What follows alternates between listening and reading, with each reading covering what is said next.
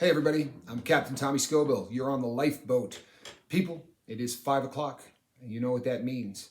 This is a further installment in Goodbye Letters. This has been such a great segment on this channel. People, everyone loves this.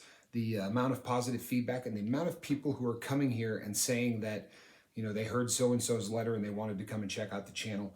This is just a boom for everything that we're trying to do at the lifeboat. Before I read the letter, I just want to touch briefly because I've had a couple of people who have been writing me about the goodbye letters. I get questions about how to structure it, and I went over that on the on one of the live feeds, so you can go back and listen to that. You can also listen to the letters that have already been done. Go to the playlist that are just goodbye letters, and you will hear what the structure is. I'll probably touch on it again in the next live feed. I don't want to do it here because I don't want to take away from the letter. But the other question that came up, and I think it's really important, somebody said, what is the, why the importance of this? Can't I go on without writing a goodbye letter? You can do whatever you'd like. I promise you. I'm not telling you that this is a necessity, but what I'm telling you is it's an excellent way to end one chapter of your life before you start the new one. So imagine basically doing the same thing. It's a wall between the old life and the new life, right? This is the line in the sand, the line of demarcation. As opposed to just starting your new life, it is possible, people, to be clean but not be living your best life. There are people who white knuckle sobriety, they just don't use for the rest of their life, and I'm never going to use, and that's just not a way to live. If you're going to live that way, honestly, is the quality of life better than when you were under the influence? I mean, what do you have different other than a little bit more money in your bank account? What we want on the lifeboat is for people to live their best life, for people to be happier, sober, than they were when they were using. And the way to do that is to transform who you are from that old person, that old user, that old you, into a very new person. And what this does is it creates a line of demarcation between the old and the new. This goodbye letter says to your drug of choice, I'm done with you. Right? And I'm done with that half of my life. I'm done with what I was. This is the start of what is new. And it is a beautiful way to do both of those things at the exact same time. And if there was a better way, people, I promise you, somebody comes up with it, we'll do it. But this really has been absolutely amazing for so many people. And if you see the reports from people who say that they've written the goodbye letters, you will get that it isn't just for us. It is very much for them. They say it's a very cathartic thing. It's really a something that really hammers home the new you, the new them, and it's a great exercise. It really is, and it's so great for all of the people on the crew to hear your stories. It really gives everyone a chance to know who Mitchell is, or to know who Journey is. It's also a great chance today for you to find out a little bit more about Joe. We have all been super, super excited about Joe Birdwell. He's drawn that line in the sand, and he's done it after 17 years of using every single day.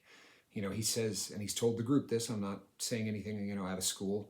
He has told the group in the live feeds that he's never quit once in his life from the age of 17. And now he's a grown man, and he is saying, this is it. This is the time that I'm done. And this letter, I think, hammers it home. So people, here we go.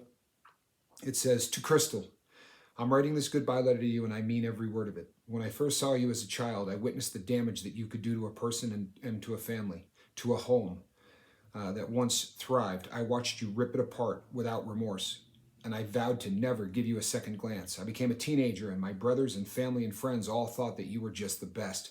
You helped them make lots of money, and you all seemed to be having so much fun. I was lost in love with the person who would soon become my wife.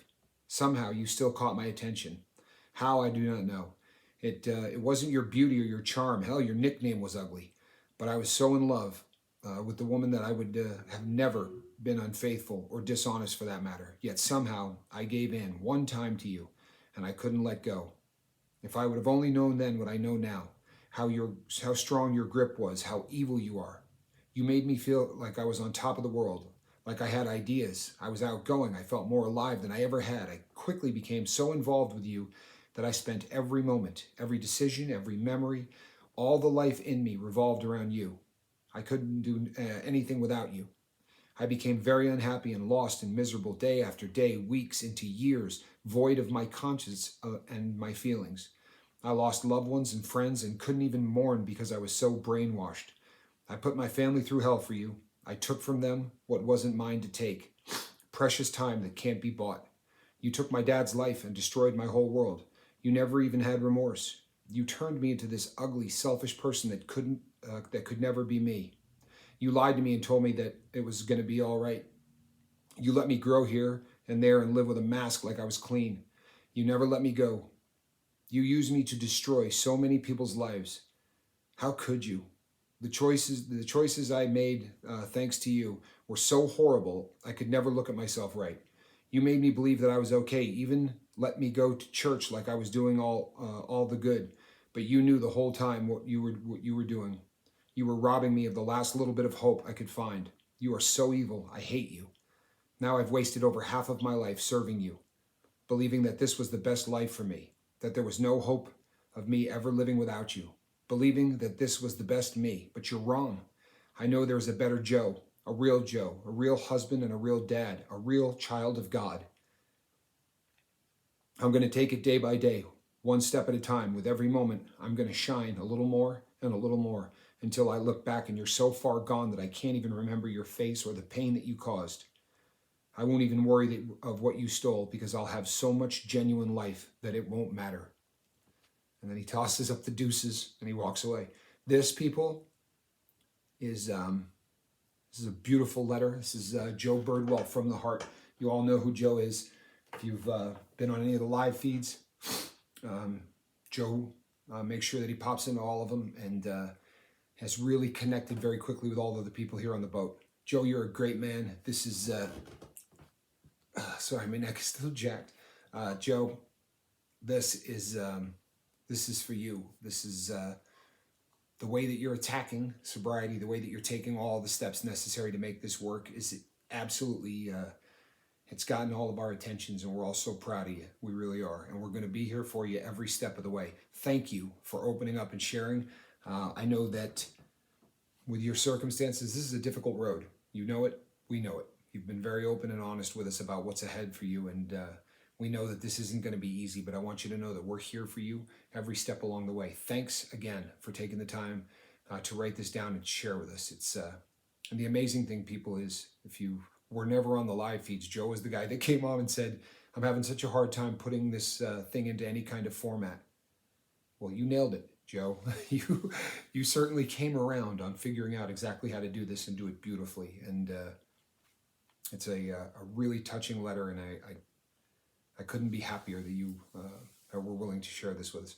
People, things are going to pop up on the screen down here. One of them is going to be the symbol of the lifeboat. If you click on that, you can become a crew member, and then you can click on the ship's bell, and that'll notify you. In theory, didn't do it this morning, but it will notify you every time that there's a video going up, and it will give you a chance to make sure you don't miss anything here.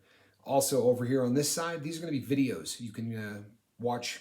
You know, we've got 100 and some odd videos in the archives, and they're all about sobriety. They're all about living your best life. I am Captain Tommy Scoville. This is the Lifeboat. People, I don't know whether or not we'll do a live feed tonight. I've got some family coming over. I guess it depends on what time they leave. But from now until the next time I see you, you know exactly what the mission is here, right? Let's go out and save somebody. All right, everybody.